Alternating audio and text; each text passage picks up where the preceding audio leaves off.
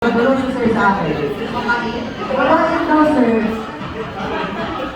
Meron pa ba? Masunurin. Meron pa daw pa. Ano pa? Sige pa, ma'am.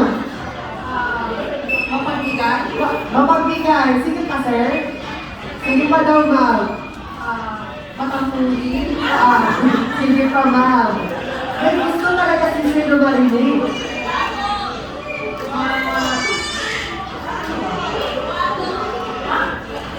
Siyempre, siya ang pinakagwapo. Alright!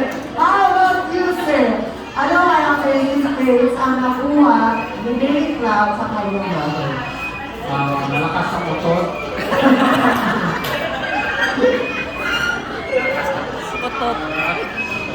May nag-edit paminsan.